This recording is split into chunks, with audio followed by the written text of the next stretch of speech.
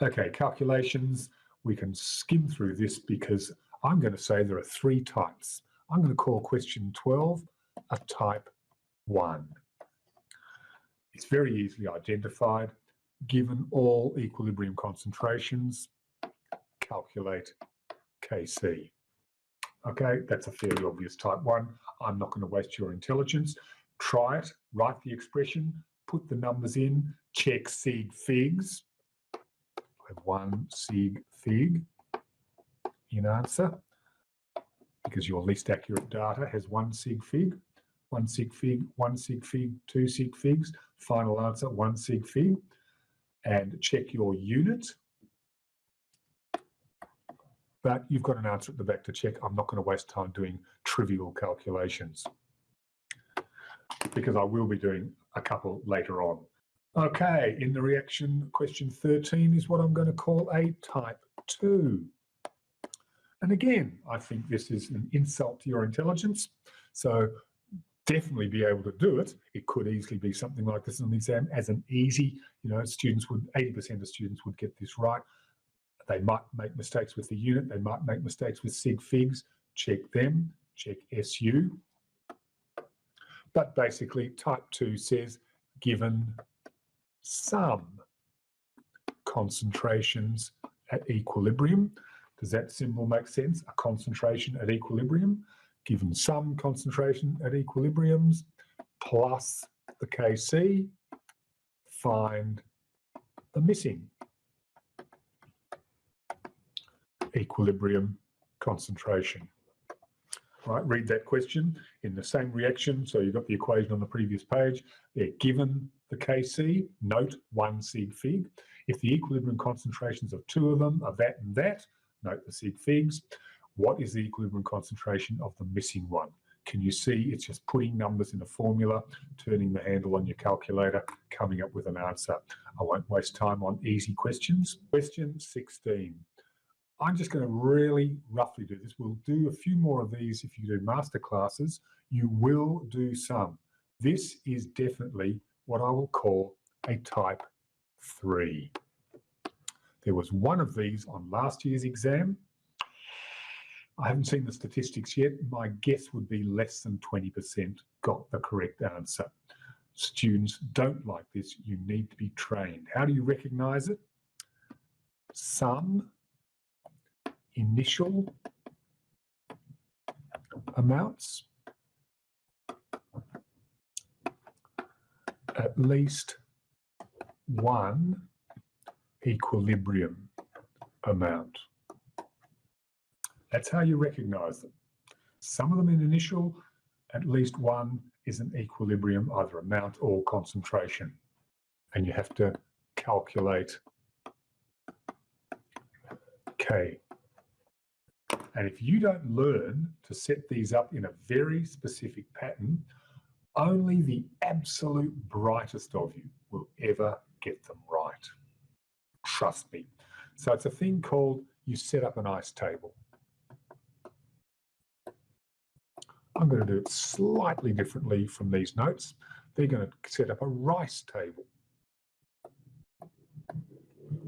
Let's explain what I mean by running through this typical calculation. Right, here's your table. You don't have to draw up a table. So I'm going to say, and you might want to put in all these things and see what they're talking about. I'm going to say, I will start mole initially. That is my I. I'm going to have a delta N, change in mole. That's my C. I'm going to have a mole at equilibrium. That's my E in the ice. And then I'm going to have a concentration at equilibrium, because working back from the answer, I know that the Kc will equal the concentration of NH3 at equilibrium, I'm going to definitely put it in now, divided by the concentration of N2 at equilibrium times the concentration of H2 at equilibrium raised to the power 3. Please tell me you're now getting the hang of writing the expression for an equilibrium constant. It says determine the equilibrium constant. It will need a unit. Let's plan the unit in advance. It'll be molar squared on molar times molar cubed. That's molar squared on molar to the fourth. That's molar to the -2 as the unit. Right, so we'll keep that in mind for when we get there. But I'm going to need equilibrium concentrations, so I'm going to put in these values. How do I get them? I read the question carefully. 5.89 mole of N2, 8.23 mole of H2 are mixed in a check that. They presumably mean 5 litre vessel. Please pop that in. We need the unit of the volume. I'm assuming a 5 millilitre vessel would be rather small, so it must be a 5 litre vessel. Please make that correction. Please, please, please. Didn't notice that when I was looking at this. And they react according to the equation. Okay, there's effectively a full stop there. They didn't put any ammonia in, they just mixed the reactants. It will come to equilibrium. What do I know? I know the initial mole of N2, put it in, 5.89. I know the initial mole of H2, it's 8.23. I don't know the initial mole of NH3, but reading the question, it sounds like 0. If there was meant to be some initially, they would have told you. Read on. They react according to that equation. When equilibrium was reached, it's found that 0.48 mole of NH3 had been formed. Okay, so my mole of NH3 at equilibrium is 0.48. That's where the data goes. Right, read the question carefully, put the data in. There's an imaginary 0 for the initial amount of NH3. If they wanted there to be some initial NH3, doesn't make sense. After all, you start a reaction with just reactants normally. You don't have to. You could start a reactant with some products already present, but that would be pretty crazy. So it makes sense that they've just taken initial amounts of N2 and H2, they've mixed them together in that 5 litre vessel. So I'm going to pop out the side here, V equals 5.00 litres. I need that to be in the question so that I can work out the concentrations. Now I use stoichiometry. My change in mole, this is the key step, for ammonia has gone from 0 to 0.48. It's gone up plus 0.48. Pop that in my little ice table. I'm going to pause, let you do that. Check that you are setting up an ice table without actually a table, just doing it above and below the equation. Have the equation there. Save yourself, you don't have to get out a ruler and draw up a table, but you've got to have these values in the correct rows. So if you haven't already got the 5.89 as the mole initial and the 8.23 as the mole initial and the 0 as the mole initial, that is implied in the question, but you need to know it's 0. If you're not told they put some in, assume none. That's a reasonable assumption. You are told there's 0.48 at equilibrium. You can then say, right, it's gone up by 0.48. Now do the stoichiometry. If the ammonia has gone up by 0.48, well, you can't make 2 mole of ammonia without using 1 mole of N2. So 0.48, the nitrogen must have gone down by minus 0.24, half as much. The ammonia went up by 0.48. The nitrogen must have gone down by half as much because you only use up 1 mole of N2 to make 2 mole of NH3. If you were making 1 mole of NH3, you'd have used up half a mole of N2. Say that again, I paused. To make 1 mole of NH3, I would only need half a mole of N2. To make 0.48 mole of NH3, I'll need to have used up 0.24 mole. See why it's a change? It's gone down by 0.24. Now get the stoichiometry right. The H2 will have gone down by 3 times as much as the N2 went down by. You need 3 mole for every 1 mole. Or it will have gone down by 1.5 times what the NH3 went up by. Easy to go to 3 times this. It's gone down by minus 0.7. 3 times that, 2. Yell at me in questions, and there is a question I'll go back to in a second. All right, I'm just going to check the question while you get that down. Thanks, Cindy. Excellent. Okay, that covers all the questions.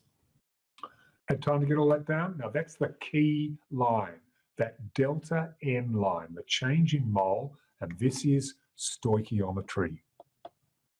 You work out the change. You'll always have data for one change. You do the other changes by stoichiometry, and now you're ready to work out how many mole there would be at equilibrium. For the N2, you started with 5.89, you've lost 0.24, you'll be down to 5. Let me get my subtraction right. 2 from 8 is 6. Double check I've done that right. 5.65 should be right. Okay, the 8.23, I don't trust my mental arithmetic. I'm going to get 8.23 and I'm going to subtract 0.72 and I'm going to get 7.51, and I'm going to double check that I haven't done anything stupid by adding back and getting 8.23. Yep. So now I've got my mole at equilibrium. So my concentration at equilibrium is 5.65 divided by 5, 7.51 divided by 5, 0.48 divided by 5. Watch sig figs for the end, but I've kept consistent sig figs so far. Chuck them in my calculator. 5.65 divided by 5 is 1.13. Can I justify 3 sig figs? Yes, I can. 1.13, 7.51 divided by 5 is 1.502. Can I justify that? No, I'm not entitled to that third decimal place, but I won't use a rounded off error. Nobody's checking sig figs. This is only in the middle. Haven't got to the answer yet. And my final one is 0.48 divided by 5 is 0.096. And I can only justify 2 sig figs because I've got 2 sig figs on the top line, 3 sig figs on the bottom line. So my final answer, this is the data I'm putting in my expression. 2 of my bits of data, I can justify 3 sig figs. 1 of them, I can only justify 2 sig figs. Final answer, 2 sig figs. Check SU, check sig figs, check unit at the end, at the final calculation. Okay, NH3 squared, I need 0.096 squared. See why you must have the expression. N2 is 1.13. And the H2 is going to have to be cubed, 1.502. I will not use a rounded off number in a calculation. I will have to remember to cube that. So I'm actually going to do that first. Now you've probably got a cube function. I'm going to go 1.502 times 1.502 times 1.502, just because I can't be bothered working out my cube function. That's 3.3885. I'm going to put that in my memory, so I can do the division later on. 0.096 squared, 0.096 squared divided by 1.13 divided by what I've got in my memory is 2.4068788. But I'm going to think sig figs. I'm going to think units. 2 sig figs. I hope like hell that's the answer at the back of the book. Question 16. No, I didn't write down in my notes. So I'll assume, in fact, I might even just check it to make sure I haven't made a stupid mistake. I can justify 2 sig figs and I must have a unit, molar to the -2. Better just check that that agrees with the back of the book for question 16.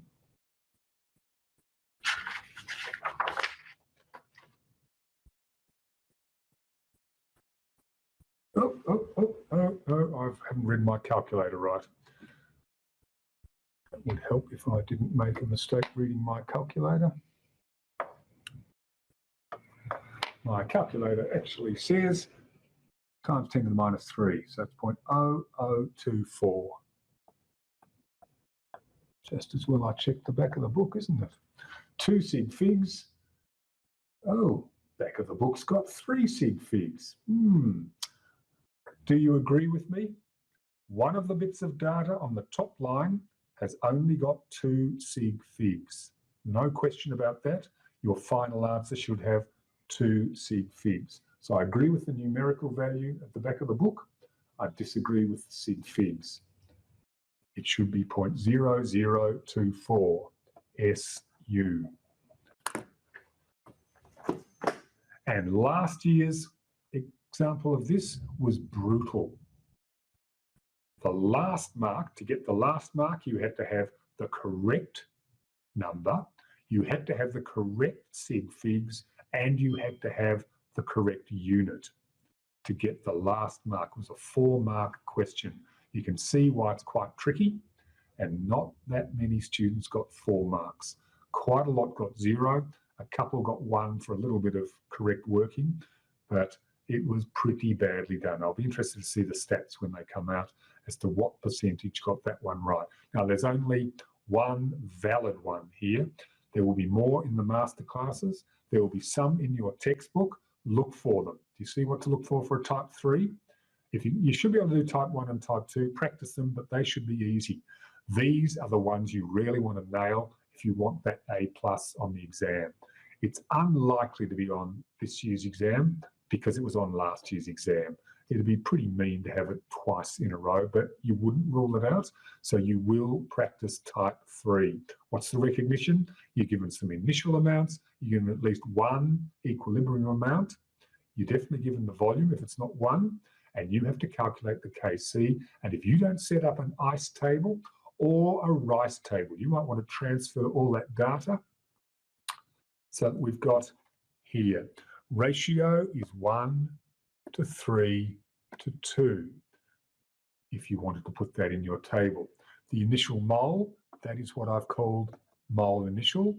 The change in mole, that's what I've called the delta N.